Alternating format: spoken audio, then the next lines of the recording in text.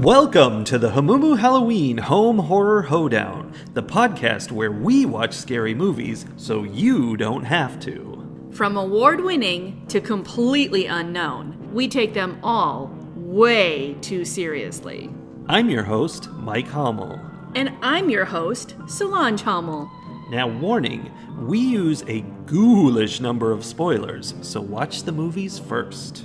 Second warning, we don't know anything about anything, so don't take us seriously as we take these movies seriously. It's not often that we encounter werewolves. No? I didn't think so. But this time we did. We did. They were within! That's where you least expect werewolves. True. So, Werewolves Within from 2021 is the movie we watched. And it's based on a video game. And I did my research, and said video game is exactly what you think it is. It is a VR implementation of Werewolf. You literally just play Werewolf and you're all in VR. It's got an interesting thing where, you're all cartoon people and it listens to the tone of your voice and makes your face make expressions accordingly, which I'm curious about. But well, that's very misleading because then the AI could just be like, I'm going to make this guy make suspicious faces. Yeah. And you can't control it. It's just the tone of your voice. Anyway, that's what it's based on. And so, as you might expect, that has nothing to do with the movie because that's Why not would a plot. Yeah. Other than the fact that there might be a werewolf and who knows who it could be. I do think I have to say, though, I'm not super clear on the plot of this movie anyway. Like, it's not overly complicated or anything. There were parts where I was like, what now? What's happening now?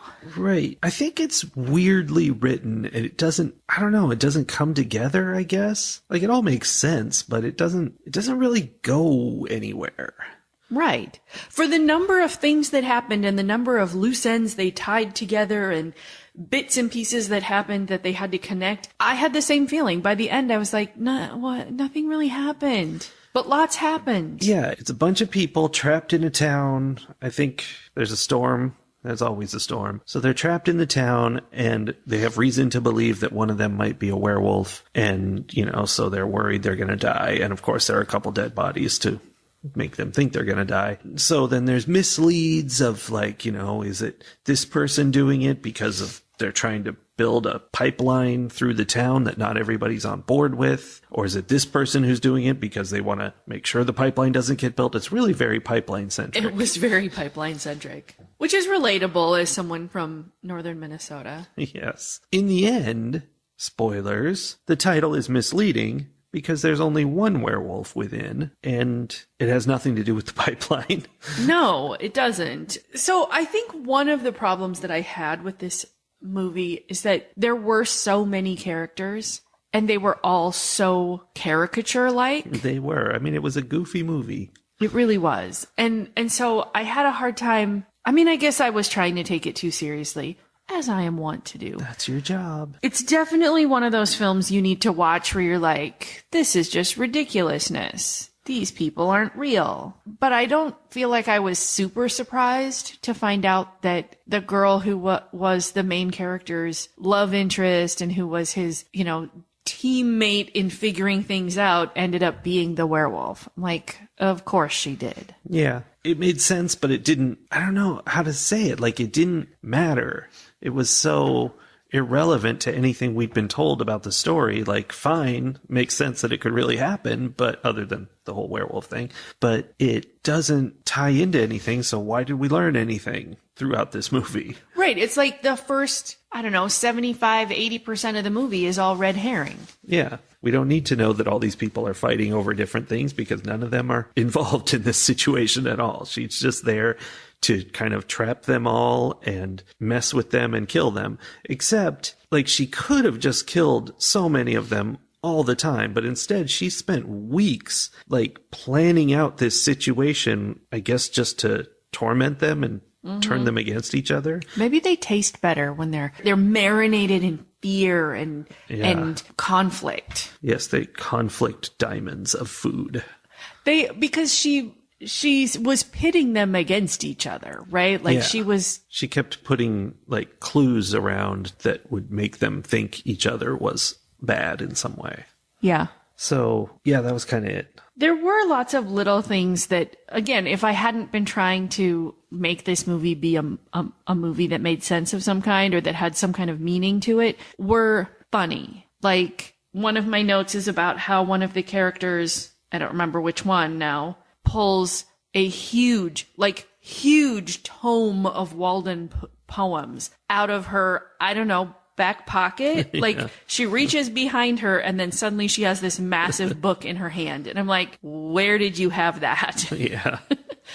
And so there were lots of, kind of silly things like that. Or where at one point, they know that they're in danger and the ranger guy, the new guy in town, is like, okay, so who's packing? And literally everyone pulls out a weapon of some kind. Yeah, I think everybody in it is good. Like, they're funny people doing funny things. And it's like filmed well. And so it seems like a good quality comedy film. But then there's like nothing to it. It didn't make sense. It felt like if you were to take all of these actors and actresses who are, like you said, are funny. They're not the headliner people, but they are the side characters in a lot of shows and movies who have that comedic effect. And it's like if you brought them all together and then told them to put on a high school play. Yeah. Like they were just goofing around and having fun, but it never elevated to the point of being something that felt high level. Which I'm sure it wasn't trying to be, so I don't know. Maybe that's not a fair critique. Well, I mean, that's the thing. Like, it didn't go all out into silliness, but it also didn't have a coherent plot for the other side. So, I don't know. There was this one bit where our hero, Finn, the ranger, everyone's at each other's throat. They're all trapped in this inn, and he's like, okay, everybody stop. And he makes this heartfelt speech about unity and how, we all have to work together. And for some reason, and, it's got all the music and everything, so it's a moving speech. For some reason, him giving that speech makes them all just go, ugh, and they all leave. And that sounds funny, but it wasn't that funny in the movie. It was just like, wait, why are they reacting the completely wrong way to this? Well, and I think that's the thing. Like, whoever put this all together was like, the funny part is that it's all going to be the unexpected thing. We're going to set up a thing and then turn it at the last moment. But there's an art to that. If you want it to feel like something that's actually funny rather than just like a bunch of high schoolers trying too hard. Yeah. A high school play. I don't know. I'm having a hard time pinning down like what I didn't like about it. It was a strange movie. It didn't meet expectations, but it also didn't quite turn them on their head either. It's just weird. And like the people were very murderous. Mrs. Anderton, her little dog was the first murder we encountered. Chachi the dog. And after that, I mean, not immediately, but throughout the rest of the movie, she murders, I think in my notes, I have two other people that she murders. One of them just over some money, and another one because I think she slept with her husband, with Mrs. Anderton's husband, and she's just killing these people. Like, I understand there's motive there, but and other people just dramatic. Everyone's just murdering everyone. You know what? That's what it is. It was like a melodrama. Yeah. But it didn't quite hit melodrama. It was trying, but it didn't quite. Well, because it's like there were no stakes to anything because it was comedic. It was all kind of light at the same time that people were actually being killed. Mm-hmm. I really struggled too with the fact that the bad guy, the lady who ended up being the werewolf, was being played by the lady who does the AT&T commercials. And don't typecast her. I know. I feel bad, but like she's such a specific character and she's so like solidified in my head as this person that then I really couldn't get out of feeling like I was in a really long AT&T commercial. That didn't actually talk about AT&T at all. It did kind of have that like commercial vibe. Yeah, like it was a very high quality production, but stilted and everyone's real cartoony. Like it very much did feel like an AT&T commercial. Yeah. And they were in this town and all the communications got cut. And she could have been like, hey, if we had just had AT&T, we could get through. I enjoyed that at the end, one of the women who was kind of milquetoast through the whole movie, like her whole character was that she wasn't very strong and that people were pushing her around and whatever. And then they suspected her of killing her husband, but it turned out she didn't do that. And then at the end, she's the one who stops Cicely, who stops the werewolf. And so that was kind of fun that there was a little bit of a twist there, and this very kind of weak character having some kind of a character arc where they were like, oh, she's so weak. And then, oh, she probably killed her husband because he was going to sell out to the pipeline in some way. But then it turns out she was the hero of the whole movie. Yeah, she saved the day. I just feel like if I was told, write me a movie based on the game of Werewolf, which is what this effectively was, like, this wouldn't be what I'd do. It'd be something much more intricate. Like, there'd be a lot of clues and you'd be trying to figure it out. It could totally be a comedy. Probably should be. But I don't know. There'd be a mystery to solve. I mean, there was. It's just, there was no information about it. I don't know. It almost felt like if someone was trying to write Werewolf the game into a movie, but through the venue of one of those, like, throw your own murder mystery parties. Yeah. Because in those, the characters are always so extreme, right? They're so they gotta single focused, because it's, you know, it's people who are just pretending to be this one person. They're not professional actors or writers or whatever, and they're ad-libbing everything. So it felt very much like it was a bunch of people who had just been handed these cards that were like, this is your character. This is what you know about them. Here are the things they know. Here's what they don't know. Yeah. Now, pretend you are all trying to figure out which one of you is a werewolf. Yeah, they should have actually dealt out the cards, and so they didn't know, and just find out what happens. Right? It is fun that this movie was directed by someone who regularly shows up on the Dropout show, Make Some Noise, who we really enjoy. Yes, we got that going for us. But it does sort of feel like maybe it was just being improv on the stage of Dropout. Yeah. Actually, Dropout did that show. It feels kind of like this. It was like a web series of like 6 episodes or something. Right. Which one are you thinking? The one where they were walking around the vehicle for hours. Yes. The Shining, The Shinning. It was The Shining. They were doing a parody of The Shining, and it was totally like this. It was very much like this. Yeah. It was a fun movie. It was cute. It was funny. It was very light. Very light. There's definitely a time and a place for a movie like this. I guess it just doesn't, it's not what I'm looking for most of the time these days. I see. I feel like I probably would have enjoyed it a lot when I was like 14. Yeah, maybe. I don't know. There were a lot of quotable lines. Like, you know, when you get into a movie like this, when you're in your preteens and teens and you like latch on. I mean, I am immediately thinking of how in my childhood, my youth, we all latched onto Spaceballs. And I still to this day can quote random lines that are completely meaningless out of context. It's not like they're like important things that were being said. It's just, you know, randomly out of the blue, the line, he shot my hair, will come to my head. And that means nothing. I feel like what you're actually talking about is Monty Python and the Holy Grail. Oh, is that the one for you? Yeah. What's the line that just comes to you where you're like, I can't say this. Nobody will understand what I'm saying. There are ones that like come in at the appropriate or inappropriate time. Mm-hmm. Like 1, 2, 5, 3, sir. 3. Like that. Just if I was counting. That's how you count now? No, not generally, but it can happen.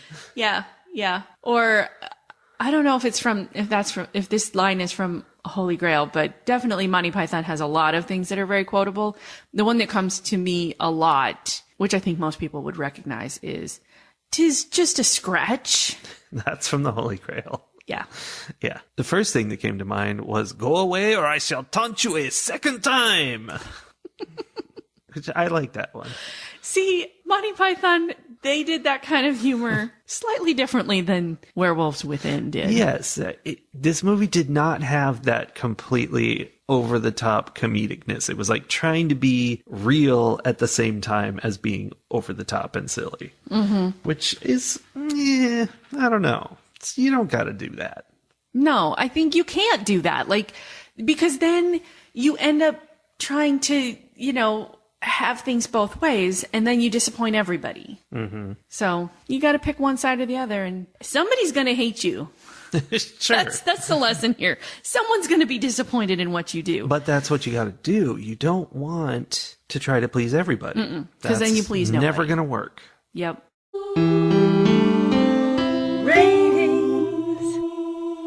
I feel like this entire episode has been the rating section of our video, yeah. but that's because we don't have much to say, which is kind of the point about this movie. There's just no meat on this werewolf bone. Maybe there was meat and the werewolf ate it all. That's probably what happened, actually. Werewolves are like that.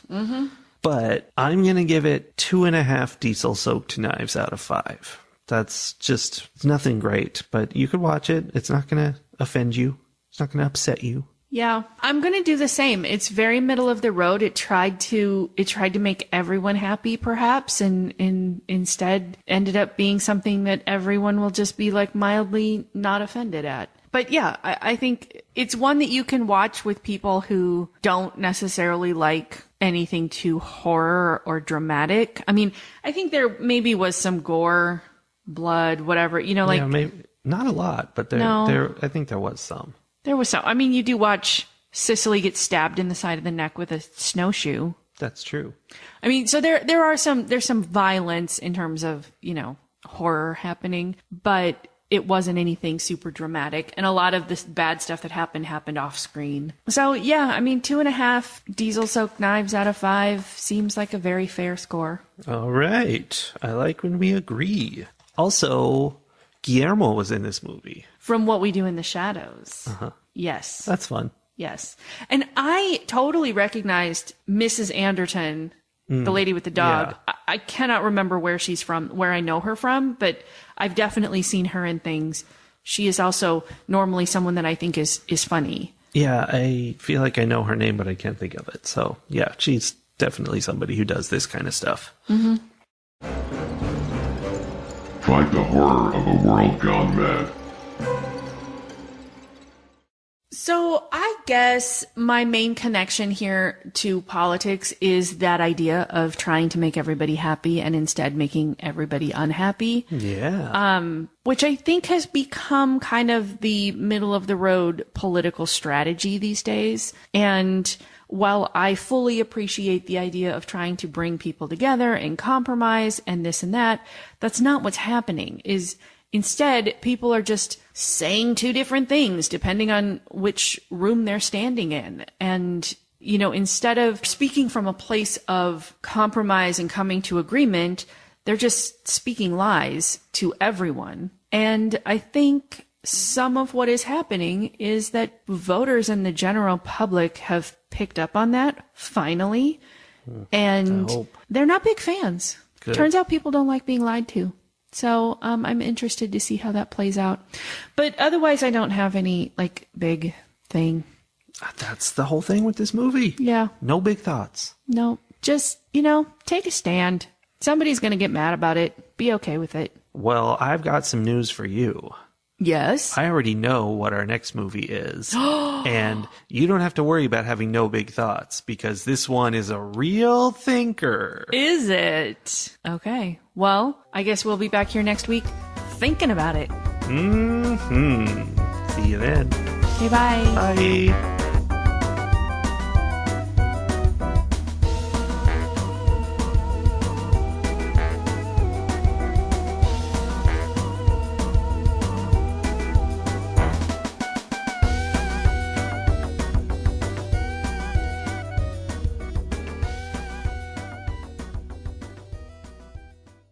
Oh, we've become entangled. Did you take mine? Take my... Let's see. It's a puzzle. No. I'm number one. I'm number one. Boo. Boo on you. Boo.